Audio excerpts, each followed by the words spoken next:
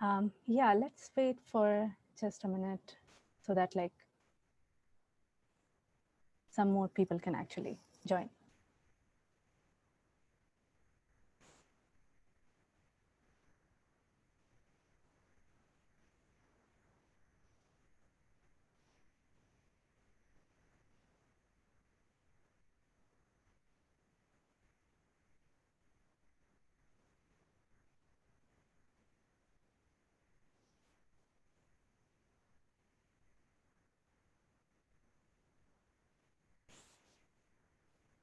Good evening, everyone. Thanks for joining us, the Northern Virginia section of the American Planning Association, Virginia chapter today for the virtual networking event. I'm Shubha Punase, the director of Northern Virginia section of the American Planning Association's Virginia chapter, and your host for today's event. With the current challenging times, we are grateful that the virtual platforms have allowed the opportunity to continue working, learning, and interacting with each other for information sharing and hopefully professional opportunities. I hope this event can provide you opportunities for your professional growth. Please feel free to interact with other attendees and speakers through chat function throughout the event. This is a networking event, so we would try to keep it as interactive as possible. Please feel free to share your name, professional title, the employer you are working with the rest of the attendees on the chat. And we would also like to hear how everyone is feeling today. I would like to first share some of the logistical information with everyone. All attendees will be on listen-only mode for the first half of the event till we finish our panel discussion to avoid any unexpected interruptions. All questions will be answered at the end of the presentations. Please feel free to share your questions via the chat function anytime throughout the event. We'll answer the questions in the order received.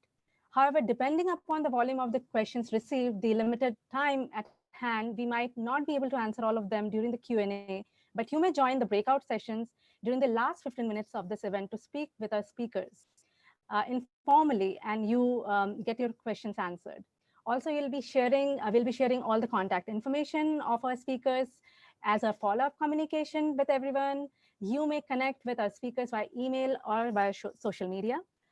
During the last 15 minutes of this event, as I mentioned, we'll be providing you the opportunity to have an informal conversation with our panelists through breakout sessions. Each breakout session room will have two speakers you could interact with. We'll give you the option to pick your first preference out of the two breakout rooms at the end of the Q&A session. You may choose to exit the breakout rooms at any time or join the other breakout room or exit the event. To join the second breakout room, you'll need to leave the first breakout room and join the main event and then click on the second one. Please be respectful and courteous while interacting with the panelists and rest of the attendees on the chat and breakout sessions. So welcome again to the event. I'm thankful that we have a huge turnout today for this event.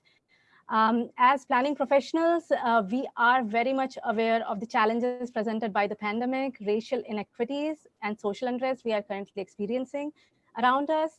However, we also need to recognize the disproportionate impact of these events on women professionals who are juggling multiple responsibilities in their professional and personal lives. This was evident when I was trying to finalize the panel for this event, and it was really difficult to find the panelists. I'm incredibly grateful to all our panelists for taking time out of their busy schedules to participate in this discussion. Today, we bring you a panel of professional women in planning with diverse backgrounds, career paths, and perspectives to discuss the challenges presented by the current unprecedented times. Now I'll hand it over to Tanya, our moderator for today's panel discussion. Please take it away, Tanya. Thank you, Shuba. Good evening, everyone. My name is Tanya Stern. I'm the Deputy Planning Director at the Montgomery County, Maryland Planning Department, and I will be the moderator for today's panel discussion.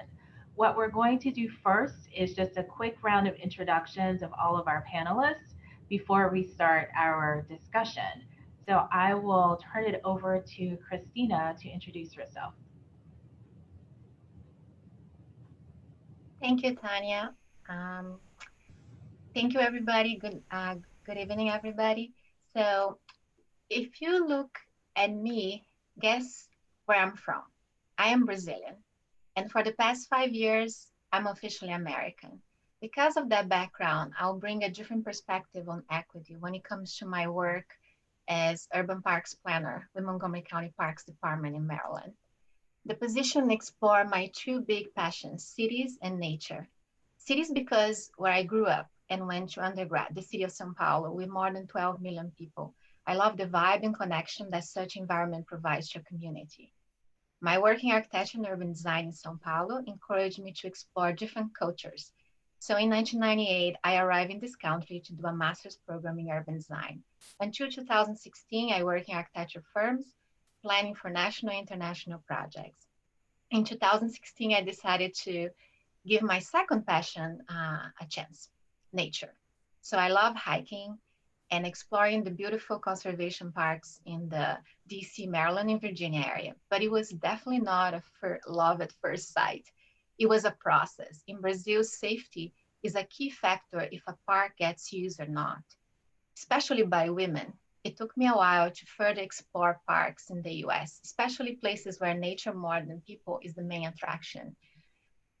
So all of that to tell you that how important is to be open to understand and learn about racial and cultural differences when we plan, design, and implement planning projects so places feel welcome to all. They include all. The key here is the ability to build trust. And the process takes time and commitment. I fell in love with a tree hugger, but not everybody will fall in love with a tree hugger to overcome that cultural barrier. Thank you, Tanya. Thank you, Christina. Mackenzie, would you like to introduce yourself? Sure, thank you. My name is Mackenzie Jarvis, and I'm a regional transportation planner with the Northern Virginia Transportation Authority. I really enjoy my work now, working at the regional level and looking into any gaps in interjurisdictional coordination there. And I specialize in innovation and technologies and making sure that we're moving forward with the things that our citizens want and need, especially need in this transportation network. I came to transportation during planning school because where I went for Virginia Tech with Shupa. And I chose this specialization because it's so important to me, the ability to move, the ability to have options in those things and make sure that transportation is accessible to everyone and is done in a sustainable way. It's really hard to get anything done if you don't have mobility options. So that's my passion. I'm a military kid, so I grew up in a bunch of different places, but a lot of my formative years were spent in rural Appalachia, southwestern Virginia, not West Virginia, southwestern Virginia. And so, you know, there's a lot of changes between that and what the area that I work in Northern Virginia. And I think that helps me get a well-rounded perspective on the different types of needs we have in this region, because we do have dense urban areas and places that get a little bit more rural. And it's important to make sure that we have options that suit everyone who needs them, regardless of what your background or context is. So I think that's it for me. Turn it back to Tanya. Thank you. Thank you, Mackenzie. And now, Radhika, if you'd like to introduce yourself. Great. Thank you, Tanya, and everyone on the panel, and Shiva for organizing this great panel session, and the Virginia chapter of the APA as well. I've been practicing planning and urban design, regional planning for over 10 years now, and really kind of got my start in local governments, working for cities such as St. Paul, Minnesota, where I'm from, Chicago, and then most recently, I was actually working for Alexandria, the city of Alexandria, Virginia, in their neighborhood planning community development division. And I was there for about 7 years and then just made the shift over the summer to Enterprise Community Partners. I'm a director with Enterprise Advisors, which is the mission-based consultancy for Enterprise Community Partners. And I work specifically on housing strategy and implementation. With a small team, we generate and work with communities around the country on developing housing comprehensive plans all the way to action agendas and implementation of previous planning efforts, with the ultimate goal of increasing housing affordability in communities across the country. So I've made a few shifts in my career and hope to touch on some of that through today's session. Thank you. Great, thank you. And I think one thing I just wanted to add, since some of our panelists are also talking about sort of their professional and their personal lives as well. I am a Washington, D.C. native, third generation native Washingtonian, and have lived in Maryland, DC, and Virginia at different parts of my life. I have family all over the region, and I think having very much sort of living a regional perspective has definitely been beneficial for me in my professional career working in this region. I've been in my current role at the Montgomery County Planning Department, which is a part of the Maryland National Capital Park and Planning Commission, for a little over 2 years now. But before that, I worked for a number of years in the district government in Washington, D.C., particularly at the D.C. Office of Planning. And so I've seen planning done in 2 different jurisdictions in this region. And also, again, because I have personal ties to different parts of this region, I kind of try to keep an eye on what's going on in lots of places around here. And so that's been really interesting. So I'm going to transition into kind of one important question, since we, obviously we're all have been working and surviving and hopefully thriving in some form or fashion during this pandemic. I wanted to ask the panelists, what are some of the challenges that you have faced as a professional planner during the pandemic? So I'd like to start with Radhika. Yeah, so there have been a few challenges. I think I touched on the fact that I switched jobs actually right in the middle of the pandemic. My whole interview process and job search was done, right when we all started working from home. And as I mentioned earlier, I was with the city of Alexandria, Virginia for almost 7 years. So I had to sort of complete one chapter of my planning career and start another during this whole quarantine period. And that was actually really challenging. I developed a lot of good relationships with my colleagues across the city government, as well as community members. And it was actually surprisingly hard for me to sort of have closure on that during the pandemic. So I'm hoping that at some point I will be able to give my former colleagues a hug in person. It might be a while, but it was a great experience working there and working with the various communities throughout Alexandria. And then starting being onboarded to Enterprise during this period was also challenging, but also easy in some ways, which I think is very telling of my colleagues at Enterprise Advisors. I feel like, I'm part of the team, and I've never actually set foot in the office. I've never met any of my colleagues in person.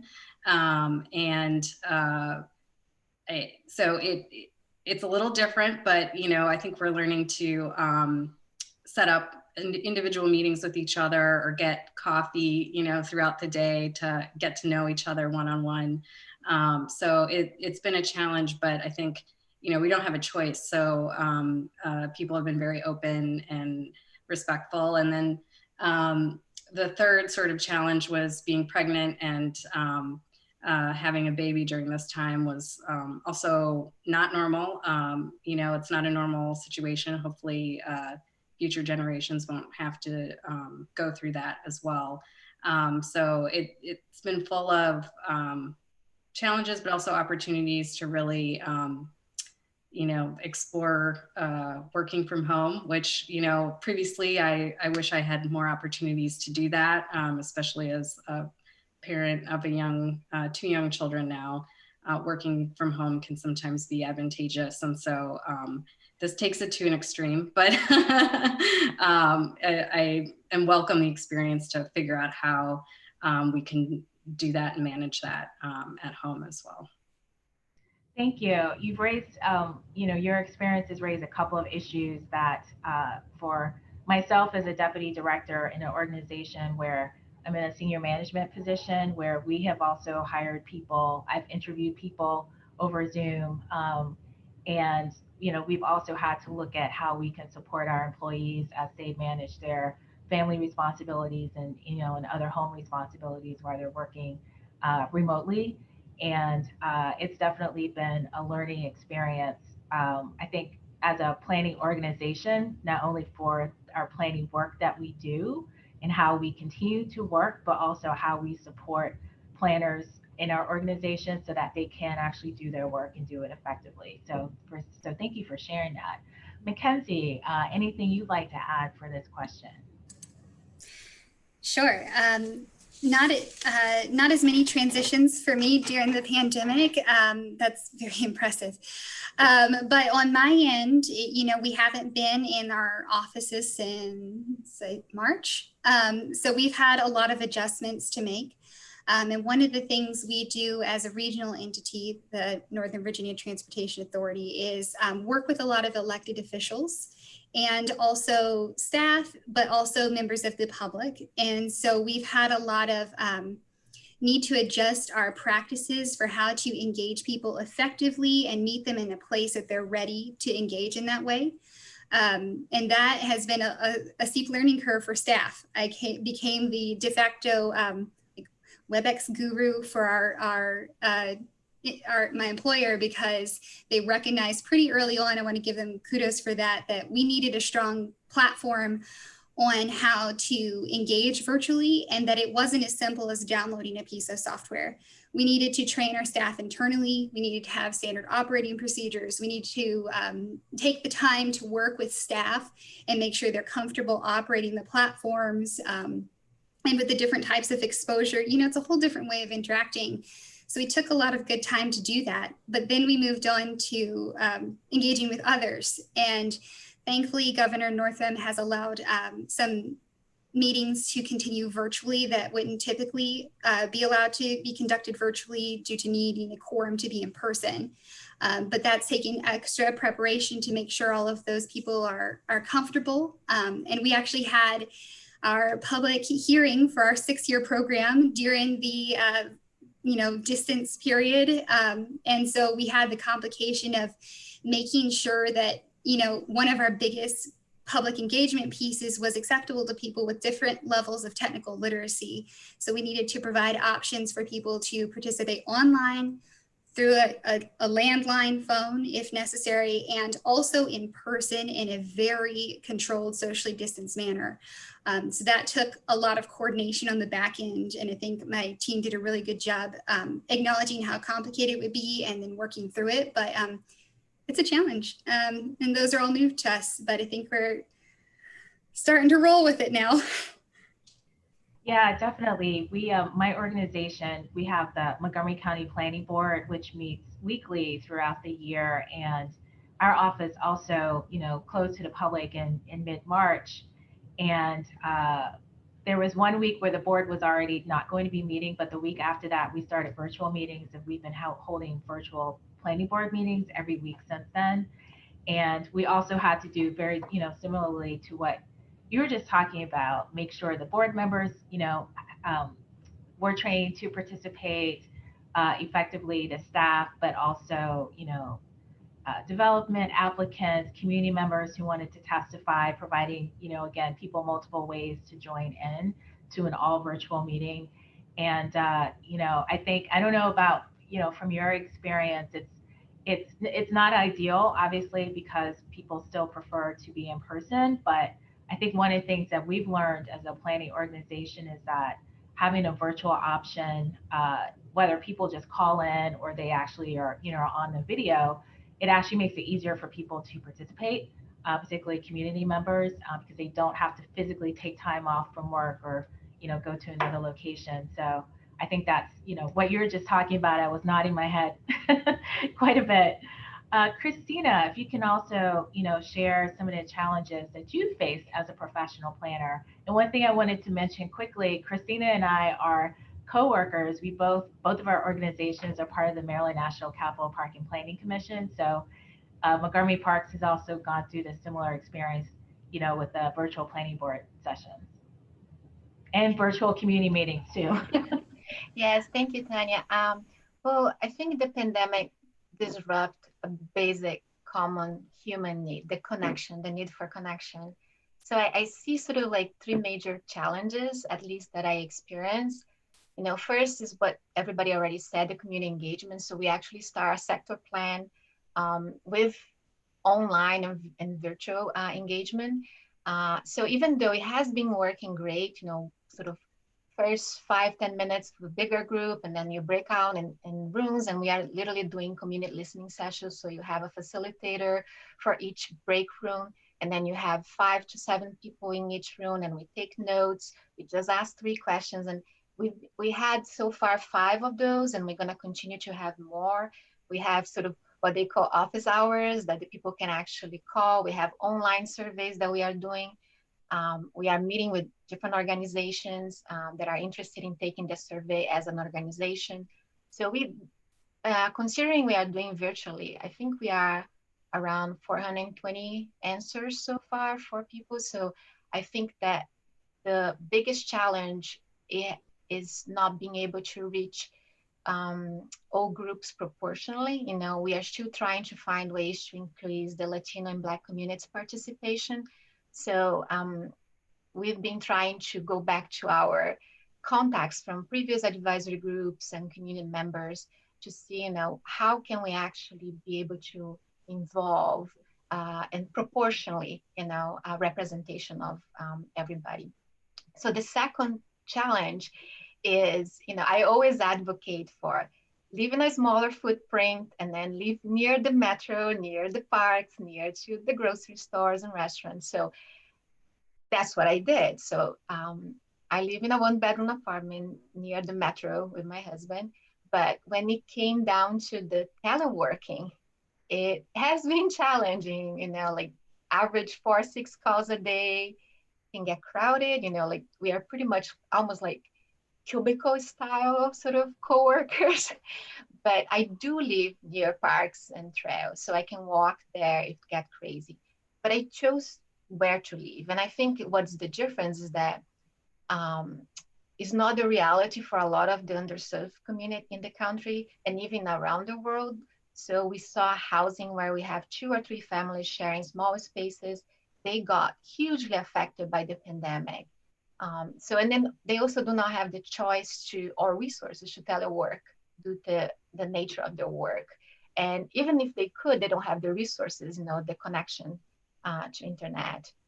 So I think that the other thing is the household with different ages, that all these people, including the people with the higher risk living together. So I think this is a big challenge that as planners, we're going to have to resolve in the future and starting right now. And then the third and last is loneliness. US has 36 million people living alone, and 27 million are 60 or older. And so around the world, you have 38% of this older population that is 60 or older living with the extended family. In the US, this number is just 6%. So I feel that with the pandemic, with everybody being put in the same situation with the same challenges, of course, one's in a worse situation than others. I think loneliness became something really critical to resolve.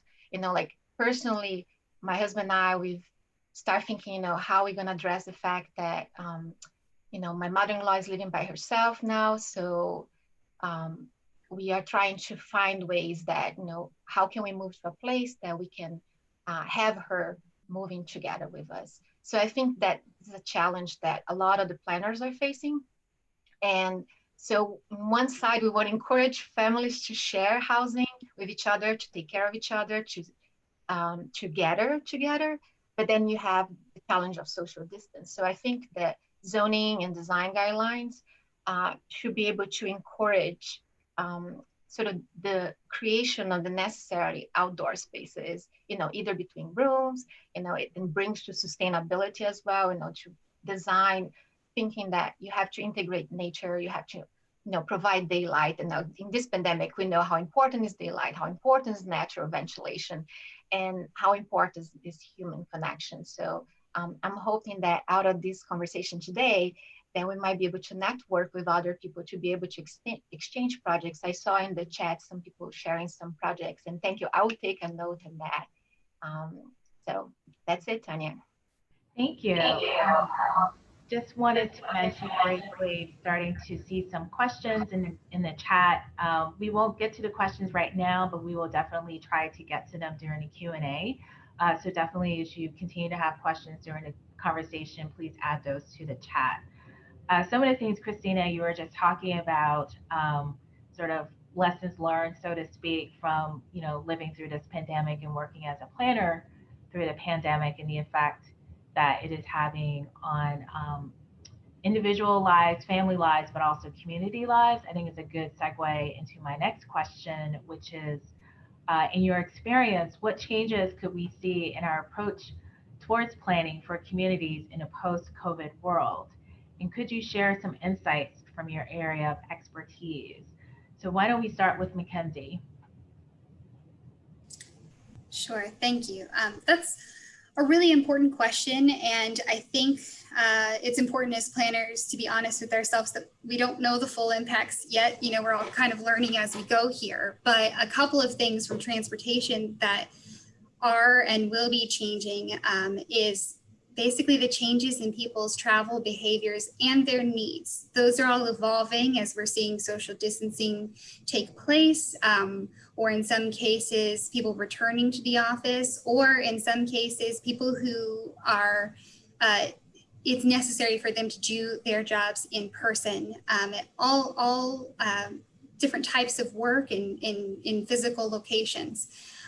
So it's important for us to think about how we're going to address these changes and work with this uncertainty. A lot of transportation works on modeling and projecting things forward and thinking about what's going to be happening. I mean, the scale of a transportation capital project, it can take decades. Well, now we have this huge data shortfall because our vehicle mile traveled data is completely different this year. Our origin and destination pairs that we usually use for analyzing how people are moving around a region and identifying gaps in needs and infrastructure is all off in one way or the other. So that makes it hard to do some classic planning work, but also to do some of the data-driven model analysis because you don't have that data to train the models to do the projections. So what can we do instead? Well, we'll have to challenge ourselves. And one of the things that you could do is some scenario planning, which is kind of more focused on qualitative things and more thought-based, but then making sure you pair that with the data because it remains important. And we're getting insights from what's happening right now, and we'll need to rely heavily on data going forward, of course, but maybe supplementing those with multiple approaches for how you look forward to what's going to be happening. We're also seeing differences in how people move around based on some of their demographic characteristics or the types of work that they're in, or the types of travel that they are relying on. For example, our local transit, we've seen it start to come back a little bit more quickly than our regional transit, kind of implying a reliance on those services by essential workers. They really need that transit service in their lives. And so making sure that, we're going to experience some budget shortfalls and we're going to have some data gaps, but making sure that we can still see that those people are served to the best of our abilities and making sure that the service that is available suits their needs. So this is, in many ways a challenge, but also an opportunity to see who's the most reliant on varying modes, and then really it throws their needs into sharp contrast. So maybe we can confront it a little bit more directly. So I mentioned the difference between or the challenges that transit is experiencing, but also wanted to note we've seen some increases across the country, not necessarily here. The data is still coming in here about scooter trips. You know, those shared scooters, the trips getting longer, which might imply that they're being used for commuting, or that they're being used for those last mile connections to a transit station. When in the past, maybe that wasn't as apparent. So we're getting some more insights about what people need, where and when. And, you know, we're going to need to take those into consideration and work through these challenges and find ways to supplement our traditional planning approaches going forward. And that, you know, being able to move around will permeate through all other aspects of life as well. So how long does it take you to travel normally or now, or are you still traveling now? Is there childcare available when you need to do that traveling? Is there not, because maybe they're closed for social distancing? You know, it basically impacts everything. And so we just need to really carefully consider all of the variety and diverse impacts of these changes in behavior and needs that maybe the needs are consistent. We're seeing changes in behavior and data available and funding available. So I think that's it from me. Yeah, it's interesting. One of the divisions at my department that I oversee conducts countywide transportation planning, as well as providing assistance in evaluating, development proposals. And I can tell you, we've had multiple meetings and conversations just about how to collect traffic count data, during the pandemic, which is a very particular technical piece, but that's just one small example of how a lot of especially data assumptions that we typically use to inform our planning work has been changing, and we don't know yet what the sort of future patterns are going to be. This has also been a big issue for us. We're in the middle of updating our general plan for Montgomery County. It's called Thrive Montgomery 2050, and I'm on the core team for that. And so we're also, been asking a lot of questions about how do we plan for the future for the next 30 years, but also how can we take what we're learning from this experience to inform that and to help particularly address existing issues, before the pandemic even occurred. So I'm going to transition to Christina to see if there's anything you'd also like to add to this question. Thank you, Tanya. Yeah, well, I'm going to be, everybody's seeing like my parks background. So since I'm advocating for parks, I think we need to increase the public realm footprint, the amount of civic space, the amount of walking infrastructure, and especially the distribution of, access to parks and open space. During the pandemic, the destination for a lot of spaces like office, retail, commercial areas, everything declined, of course, with the exception to the trips to the hospitals, unfortunately. But there was a huge spike on the use of parks. In Montgomery County alone, we have like a 41% increase in our parks and trails. So as part of that, in order to allow people to be outdoors within a social distance, we closed 3 parkways in the county from Fridays to Sundays.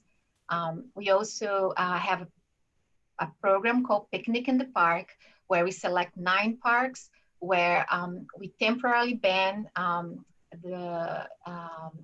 now we are allowed to use alcohol in these parks. So you can call the restaurants that are participating and they come and deliver the food in the park. So in the park, you can have the social distance and you can always be outdoors.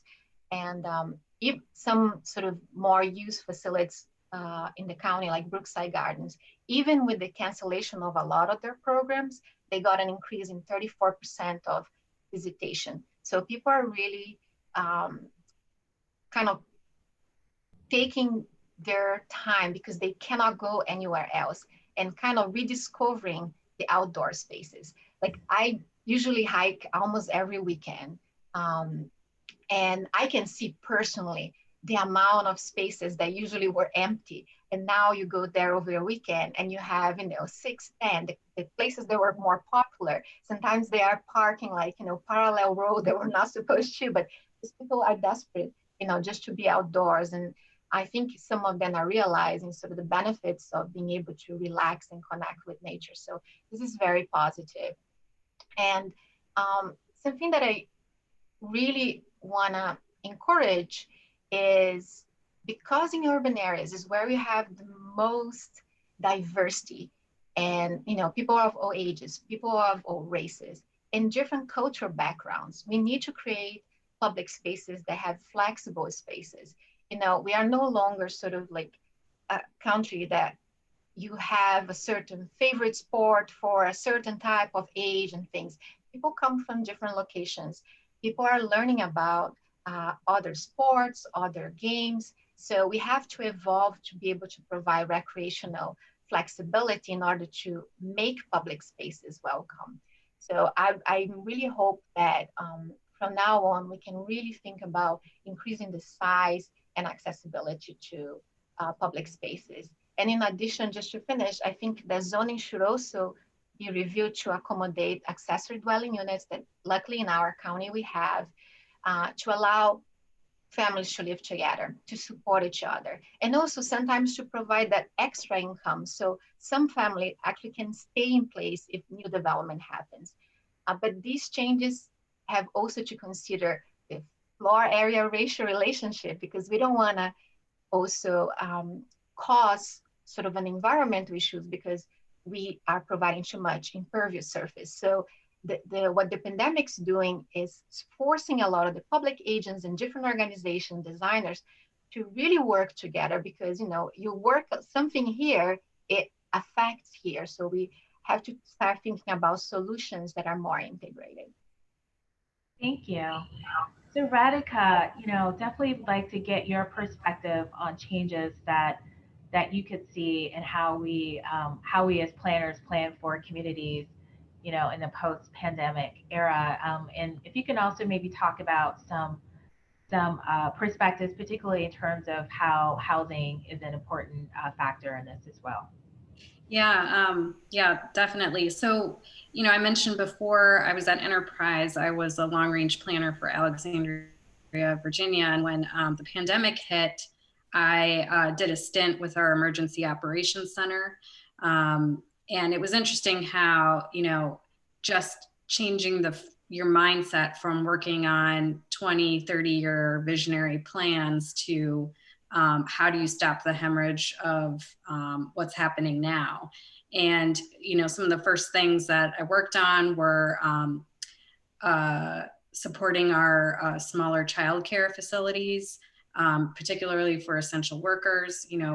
If we don't have childcare in this country, people can't go back to work, and we can't function. Our economy cannot function without that, which means that we won't get the development that we want to implement all of our long-range plans. So a lot of this stuff kind of goes hand in hand. So that was a really interesting perspective to shift from, just thinking really far out into the future to who needs resources now and right away. And in addition to childcare, housing was a big issue as well in Alexandria, around the country, and even pre-COVID, housing affordability has been top of mind for a lot of the work that planners are doing around the country. Even more so now, I think some of the stuff I was working on before I went on maternity leave was figuring out how to use some of the minimal federal resources that were coming down towards housing stability, and how rent stabilization programs, homelessness, opportunities to help the homeless populations in a lot of these urban areas. So I think, the election is really going to determine a lot of that, but seeing more resources come down at the federal level to cities to help with rent stabilization, to assist with entry into the home ownership market for a lot of first-time home buyers.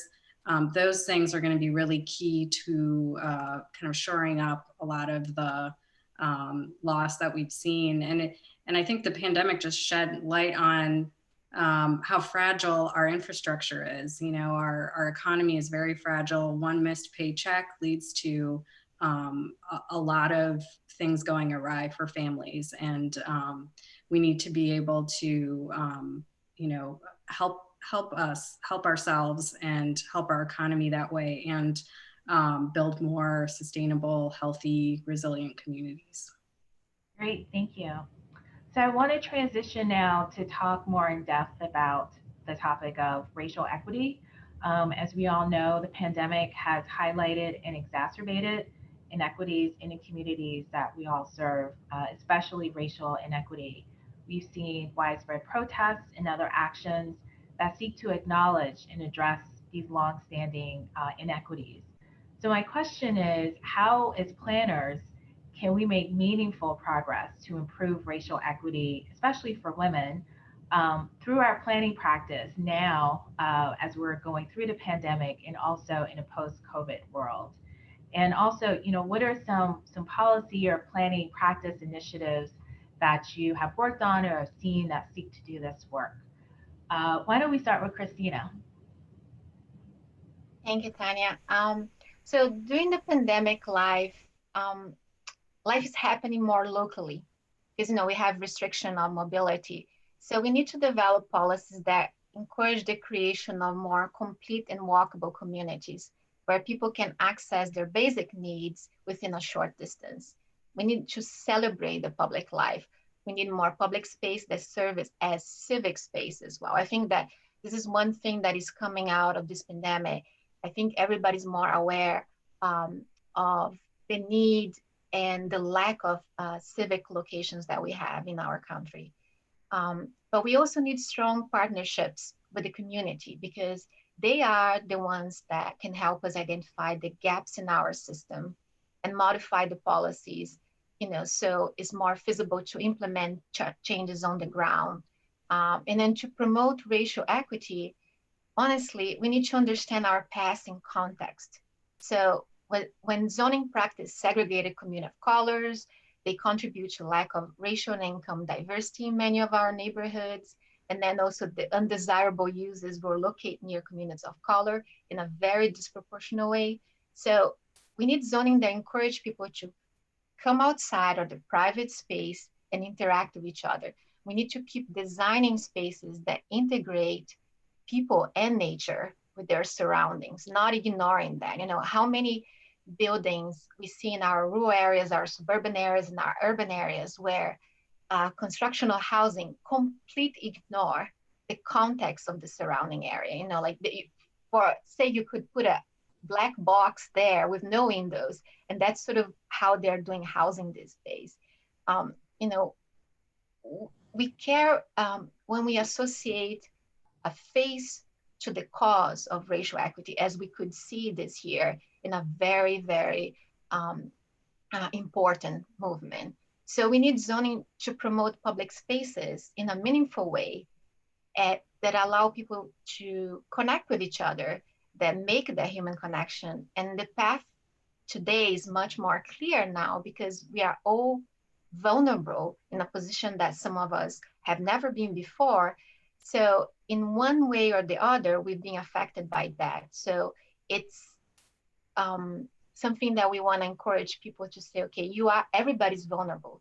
So let's work together, and make something out of it. So I think our policy should support that, to accommodate, especially encourage women to work from home, to create small business.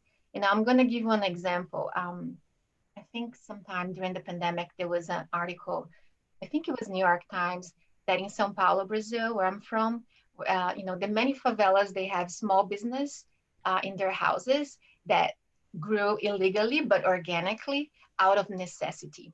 So here we have a chance to actually promote the type of work. And we saw, some women do not have the skills, and the type of work they do does not work virtually.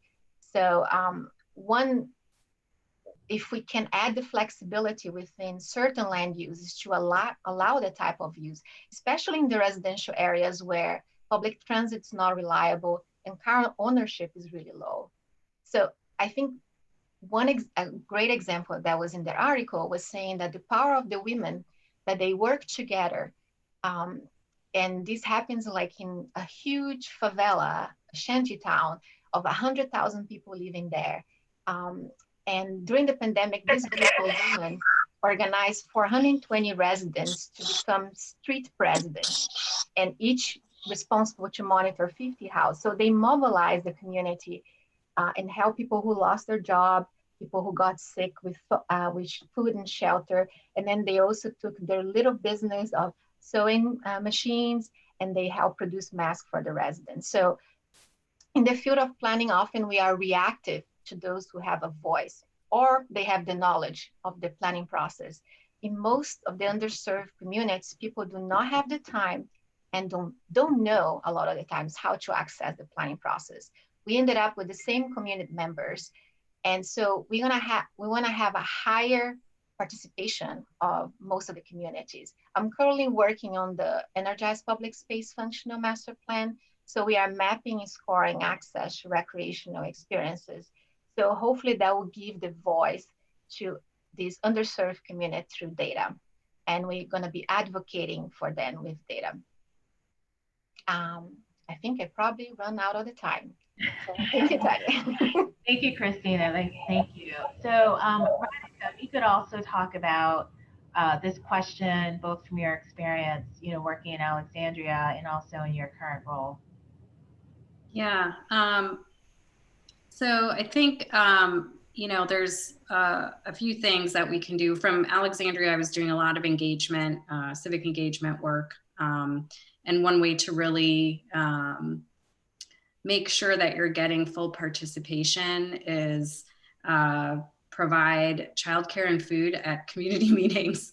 It seems really simple, but I know often we're all cash strapped on our projects and we tend to not put money towards those things. But when we were working, there's a planning process going on right now in Alexandria to update the plans for Mount Vernon Avenue, which include one of the largest populations of El Salvadorians in the region. And one of the things we did to really make inroads with that community was provide food and childcare at our evening meetings, and go to the mothers that were living in the community. We would go to their English language classes that they had at the schools where their children went to. In the mornings, we would meet them there. We would attend PTA meetings where they were very active. We would go to them frequently, and it is a lot more work. I think we tend to just have the big meeting and then call it a day. But I think pre-COVID, it was really necessary to go to where the community is to get their input. And that plays out with getting different voices, women's voices, different ethnicities throughout our planning areas to participate. And then with housing, just putting that hat back on, I think it's important to look at the diversity of housing and who we're trying to house. I think Christina touched on multi-generational housing, which is becoming more and more important in the United States as our demographics change. So we need to figure out how to build more of that, how to finance more of that, and make it in places that are transit oriented and accessible. So I think that's just something that I think, going down the future post-COVID or in COVID still, we're going to have to think about. And again, like the childcare issue, I know some folks are referencing that in the chat. If we want more women participating as planners in planning processes and policies, we need to make sure that there's a safe space for their families to be taken care of while they're working. Great, thank you. Mackenzie, can you also, address this question from your experience working in Northern Virginia? Sure. And there's really, I think, two little anecdotes that I want to use to talk about this. One from my personal experience, and then another from which is a really good example that I've seen from elsewhere in the country. First, I think that, the pandemic has highlighted a lot of things that we already knew were issues, but really kind of pushed them more towards the forefront. And something happened in one of my grad school studios that really informed my practice of this as a planner. We were working on the 11th Street Bridge project, which is a linear park that's going to cross the Anacostia. And the idea is to connect two of the wards on either side of the city and provide a central shared space. So I go in there as, a kind of a bright-eyed urban planning student thinking about, I want to help. I think I know how to help. And this is going to be great. And one of the gentlemen there comes to participate in the survey that we're asking for feedback. And he says to me, I'm going to lie to you and tell you that my zip code is different from where I actually live. I was stunned by this. And I thought, oh no, my first thought was, oh no, this is going to skew data. Why would you do that? What is this? So I asked him, why would you do that? And he said, well, no one ever listens to us. No one pays attention to what our community needs, and we don't feel like our voice is heard. And, maybe I'm not sure if he talked about the things that we were specifically presenting as solutions, but that was really kind of a full stop moment for me is we as planners, sometimes we have the best intentions and all this training and think, I know what to do here, but really the first thing that we should start off with is taking the time and doing the work of listening, especially when you don't have the lived experience yourself. And so I think that's some place that needs to become more prominent in our planning practices is listening first, asking what is it that you need from me rather than coming with prepackaged solutions. Again, especially if you don't know, if you're not part of that community yourself. And that's okay. You just have to remember to listen. And then another example of how this applies to women was, I thought, a really great example from LA Metro. They recently did a study about gender equity in their transportation system. And they found that a significant portion of their bus ridership was women. But when they asked the women, why is it that you don't rely on transit more? Or is there something that we could do? Where are the shortcomings? They took the time to ask. They gave the opportunity, they created the space for themselves to listen. And one of the things the women said was, the pull cords to stop the bus are too high and I can't reach them. That's a very simple issue. That's kind of, it's not one of those big banner things that you hear about in inequity or sexism or anything like that. It's something more pervasive, more kind of an undercurrent of things that, we could address if we took the time to seek them out and give people the chance to give us the feedback and make sure we're paying attention as people with influence on plans and things that happen in the future. So sometimes it's not the big glaring issues. It's the small ones that happen every day and build up. And as planners, we need to be listening for those as well. Great, thank you. So there's one quick thing that I want to do that's slightly different. There's a question that we have coming up that I actually would like to combine with a question that's actually in the chat because they're related questions. And I'll go with the question that's in the chat, which is, what steps and actions have your agencies or organizations taken to advance racial and social equity? The question that I had next coming up, so maybe we can address both of them. And I think, I know Christina, I think you probably started to address this as well. How can we create planning workplaces that are inclusive of and supportive of planners of color and women of diverse racial and ethnic backgrounds? So I'm going to start with Radhika, and then I actually would like to address this question too, because this is a big issue for our organization, but I'd like to have our panelists start with these two questions. Radhika. Yeah, well, I think this is a great question that's really been kind of turned on its head the last few months. I think I read an article a couple months ago where a husband and wife were sort of comparing how their days went, and it turned out that the children of this family went to interrupted the mother's Zoom calls like 10 times more than the father Zoom calls. So it just gives you a picture. And I found that to be somewhat true with some of my work days as well, where my daughter would come up and want to show me something. And then at the end of the day, my husband was like, oh, I never saw her all day. And I was like, really? So I think it's been challenging for everyone, children of all ages, families of all makeups, individuals, everyone, the last several months. But in particular, I think the biggest thing that our workplaces can do is just become more flexible. And a lot of us planners work in local governments, and they unfortunately are the least flexible sometimes. I think the pandemic really forced a lot of our organizations to become comfortable with staff working from home, and that's very atypical for planners. You know, we're often out in the field, we're working nights, we're working weekends. And so it's been sometimes a welcome shift, I think, to have more flexibility. But now we're sort of seeing the other side of the coin where, you know, I think some folks would appreciate having an office to go work to. Not everyone has a setup at home where they can be efficient and work and not be interrupted by other things happening. So I think ultimately we just need the flexibility in our work environments to be able to work from home at times and also come into the office at times.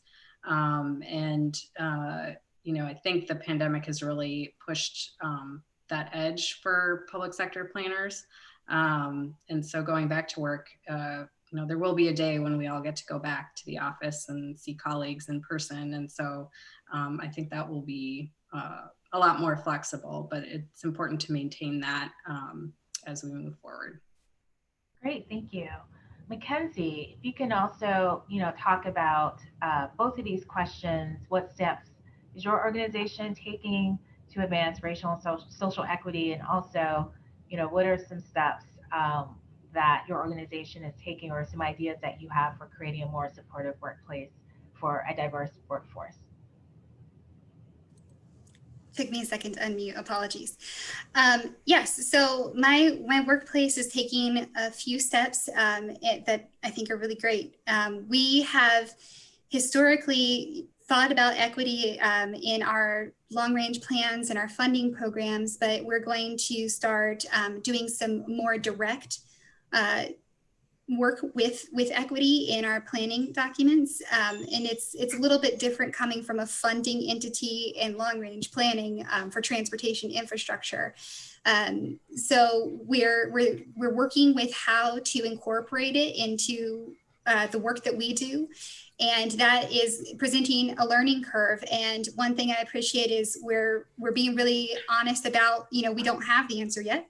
And we're going to be working on this because it's important. And we're going through that. We're going through the steps of working with our members and staff and those types of things we're at that stage right now on how to best go about it.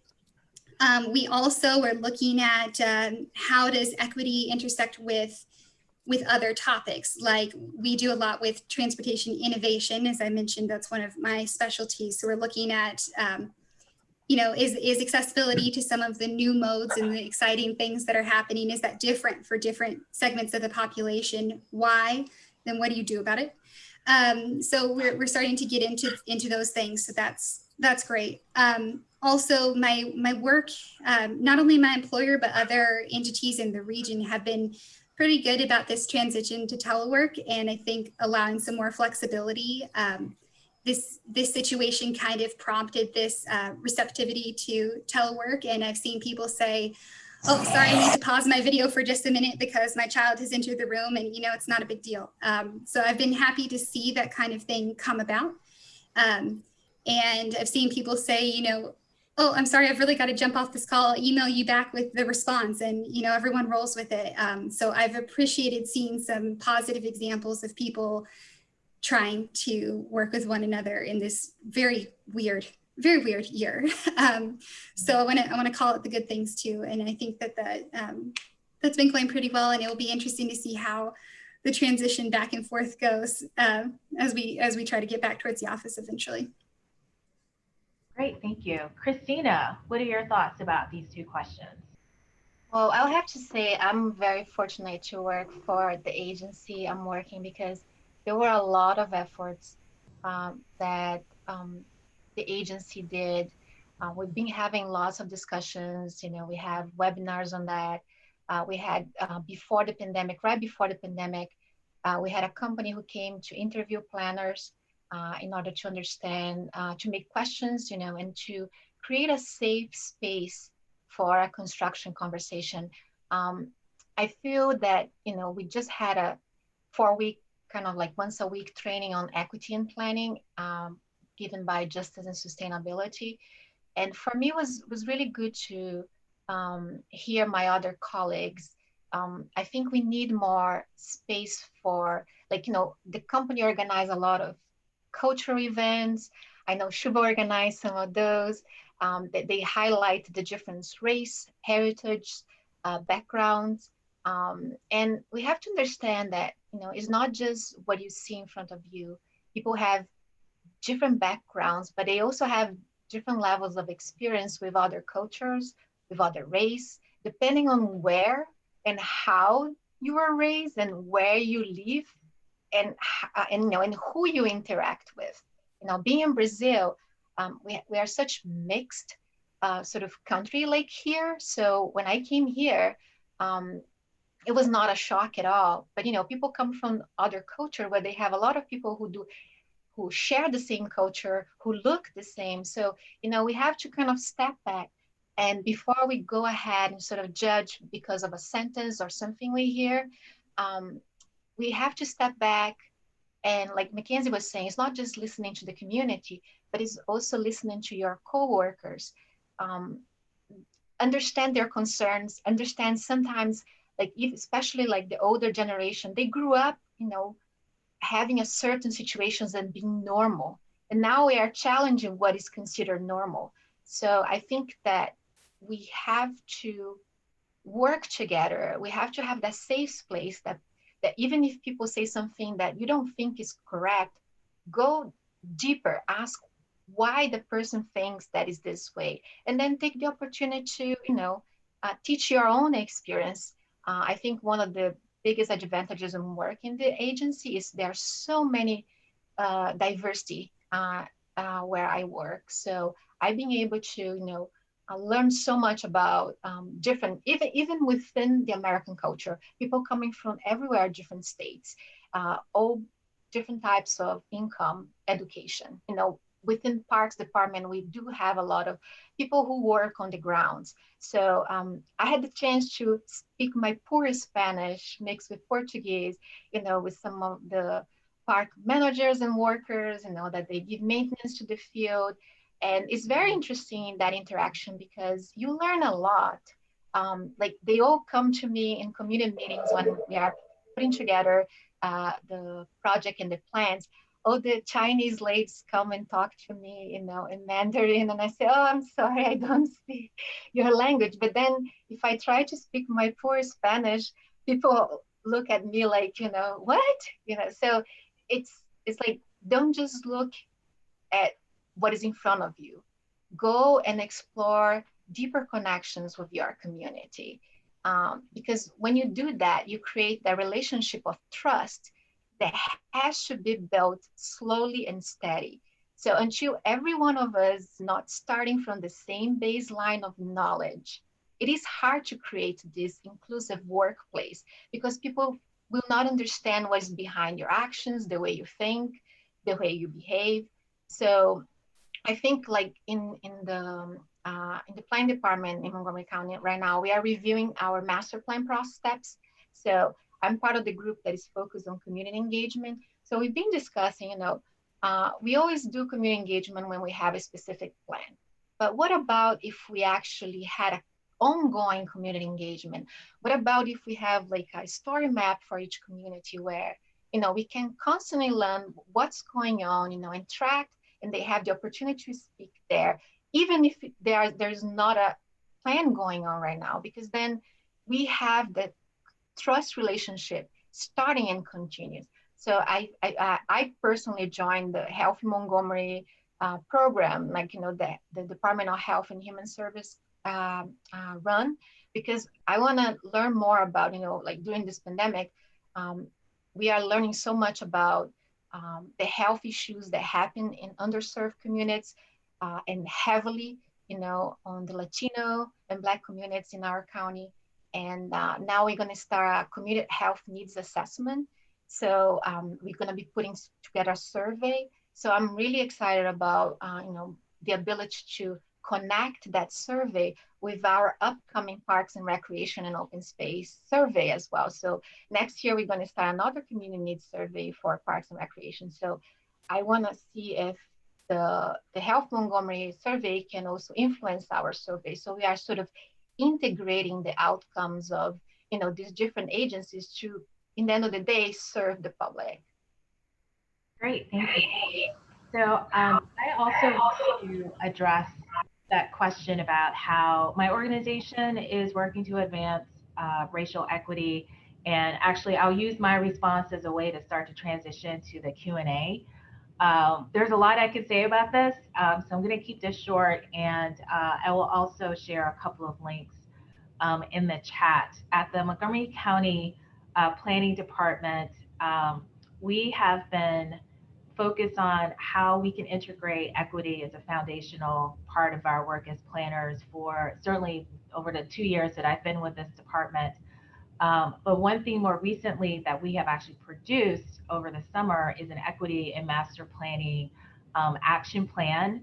And that is basically a framework for how, as an organization, we can integrate not just applying an equity lens to our master plan, but actually providing a lot more guidance, some specific tools and other steps that we can take throughout our organization, so that this equity isn't something that you add on, which is not the way it should work at all. But it actually, you have to consider equity as soon as you start to think about a new planning effort, because that you have to think of it as part of sort of like, again, a foundational component of it. And so just really quickly, this equity and master planning action plan has a number of strategies, including, again, applying an equity lens to master plan development. And we talked quite a bit about that. We're actually creating some tools for our staff to use. We're going to be creating an equity opportunity index, as well as a GIS-based tool to identify equity focus areas. We also, and Christina mentioned this because we're all part of the commission, we've been doing a lot of equity training for our staff at different levels, from director all the way down, and we'll continue to do that. We've also developing some more kind of consistent guidelines for how to do equitable community engagement. We've been doing a lot of that work already, but we want to make sure that this becomes more institutionalized, and planners in different divisions with different levels of experience will be able to do this work. And also, for myself as a Black planner, but also someone in senior management as well, I'm always looking for opportunities for things that I can do. Obviously, as an organization, continuing to diversify our workforce is very much an important priority of ours, and always a consideration as we do hiring. But I also, have done informational interviews with, planners of color or folks who are thinking about going into the planning profession. I've talked to students at the graduate school. I went to the University of Pennsylvania to study planning, and I've talked to current students. I've talked to young alumni. So, I think all of us as planners, particularly planners of color, we also need to use our own history, our own experience to help raise up and to increase the pipeline of planners, particularly planners of color. So Shuba, I think with that, we can go ahead and jump into some other Q&A questions. Yeah, sure. We actually have only like 5 minutes left. And just to make sure everybody is aware, we are also having breakout sessions at 6:45, where you can actually like speak with our panelists in person.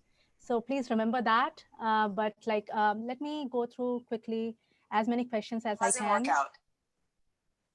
Sorry, Julie. Can you say that again, Julie? I'm sorry, I heard someone asking question probably. Okay, I'm sorry. All right. Yeah, the first question here, and I would like Janine, if you want to actually like unmute, and if you want to like switch on your camera, if you're comfortable and you want to like ask the question in person. The question is, I think the very first question you have asked is like for meetings with elderly residents. Do you want to do that?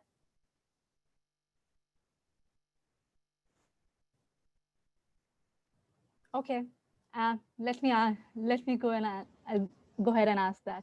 So Janine Bellina asks here that for meetings, how are you connecting with elderly residents who might be familiar and or have access to technology? I think she means might be unfamiliar do not have access to technology. I can maybe just start quickly with that question. Again, one of the things that we've been able to do with our virtual planning board sessions is that if someone wants to testify, they can just call in and get basically, included in the meeting. They can testify, they can share whatever comments that they want to provide. And that's been a really easy way for anybody to participate, particularly older community members who may not, use technology or computers frequently. And another thing that we're doing, again, with Thrive Montgomery 2050, we have a public hearing on our draft plan coming up in November. And we have mailed out, may not get the number right, but I think tens of thousands of cards, postcards to households across the county. Montgomery County is a very large county with over 1 million residents. We didn't send out over 1 million postcards, but we sent out tens of thousands to households to let them know about this draft plan and that we have a public hearing coming up. And so, you want to try to use, sometimes the quote unquote old fashioned ways to make sure that people can participate regardless of their, use of technology. So those are just a couple of things that we've done. I think what I see now here in the chat function, most of them are like interesting perspectives, experiences, and thoughts. So until somebody raises their hand and asks a question or puts something on chat, I would like to share it with our panelists because this is really insightful. Let me go to the first one. It's interesting to hear different challenges everybody is facing. So thanks for sharing that. And then so Erin says, I do zoning work in different jurisdictions, primarily Virginia and North Carolina. Everyone is doing things differently for engagement. I find that posting informational videos online and making them publicly available, accompanied by extended comment periods, is perhaps an improvement from pre-engagement periods. This makes meetings more accessible for parents, work schedules, etc. So that's good to hear. Thank you, Erin. And then I see the next one. Yeah, so there is another question. I'm sorry, I skipped this one. So Samantha Hudson, do you want to ask your question by yourself?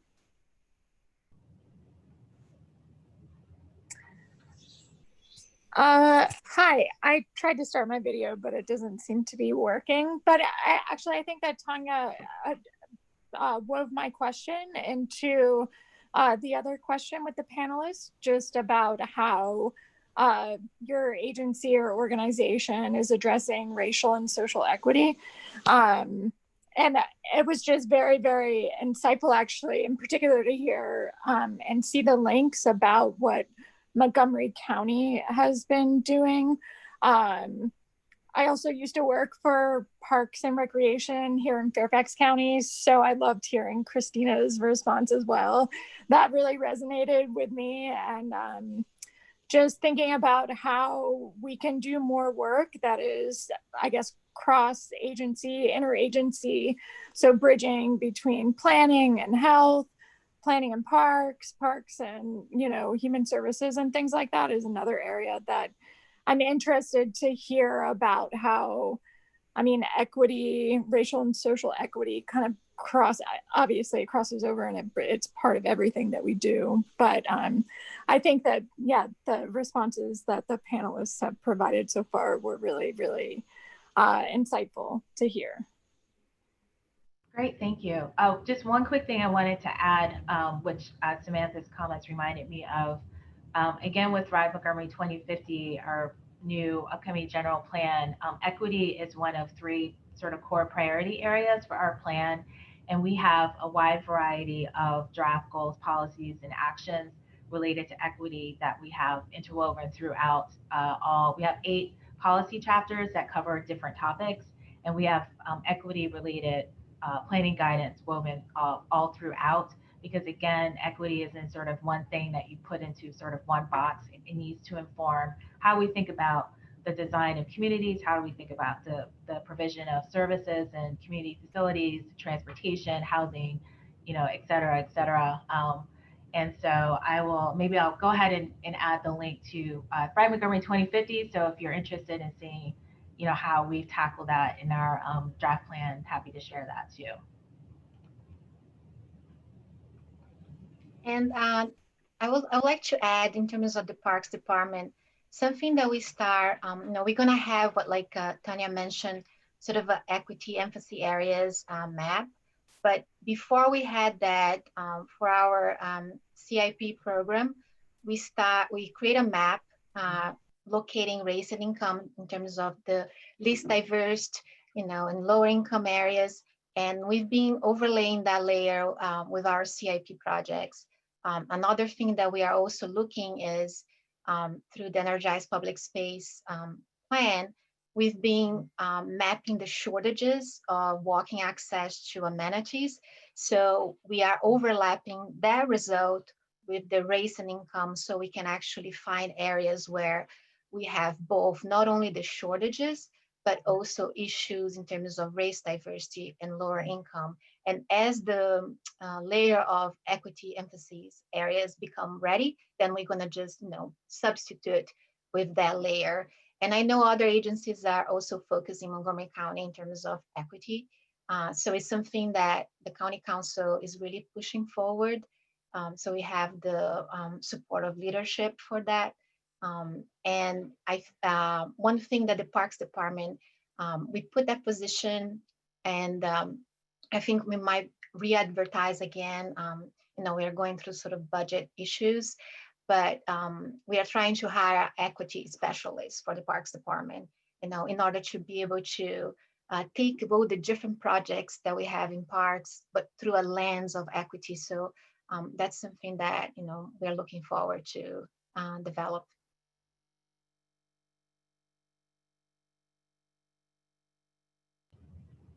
Great. Shuba, do we have any other questions? No, I think it's already overtime. We have actually run out a little bit more overtime with our discussion. So we have posted the information about breakout rooms on the chat function. So please go ahead, select your preferred breakout rooms. You'll be able to actually pick and choose between the 2 rooms, and you can always choose to actually come out of a breakout room whenever you want, and leave the meeting or join the other breakout room. And let us know if you have any trouble through the chat function.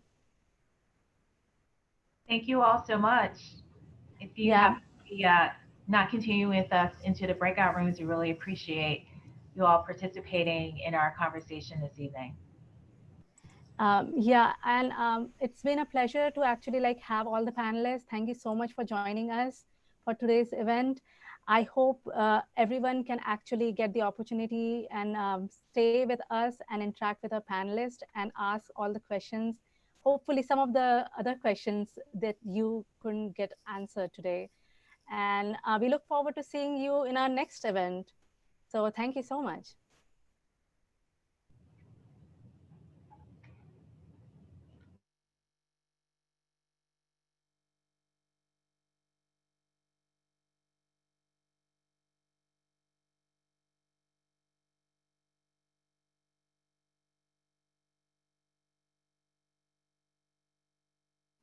I'm trying to move you guys. the list is long.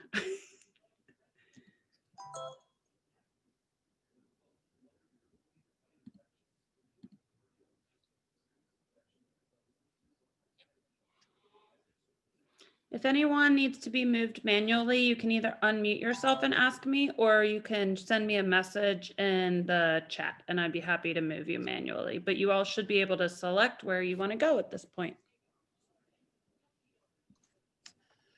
Where are we selecting that? You should have an option. There is a possibility if you don't have the most up-to-date version of Zoom, it may not allow you. That's what I was saying. If you need to be moved, I'm happy to move you. But it should at the bottom under breakout rooms, you should have an option to select. Yeah, I don't have that, no, but that's okay. I should probably, I probably need to get going anyway, but those of us on the West Coast, this is just late in the afternoon. So Sure, no still some work to get done, but thank you for the information and the presentation. Okay. I have a couple people who have messaged me that they don't have the option, and that's totally fine. If you don't have the option, just let me know where you want to go and I will move you where you want to go.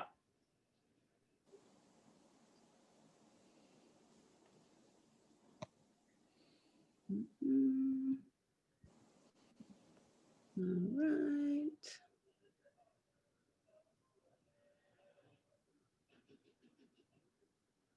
Megan, I saw your message. You're not seeing an option. Where would you like to go if you want to let me know?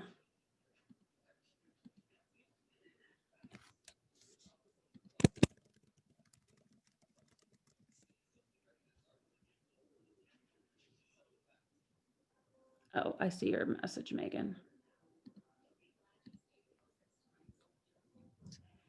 All right. Is there anybody else who would like to be moved that I haven't moved yet?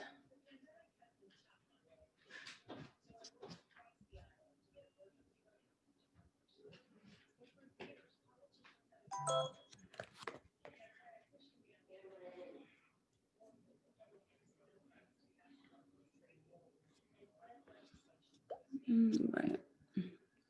Well, everybody else, we're gonna end the sessions a little after 7 since we started a little bit late. So if you're not gonna pop to a breakout room, this will be the end of this recorded part of the session. So feel free to go on with your evening if you don't want to shift around. But again, if you want me to shift you, I'm more than happy to move you if you don't see the option. Because like I said, you may not have the most up to date if you're not seeing it. So I'm happy to shift people.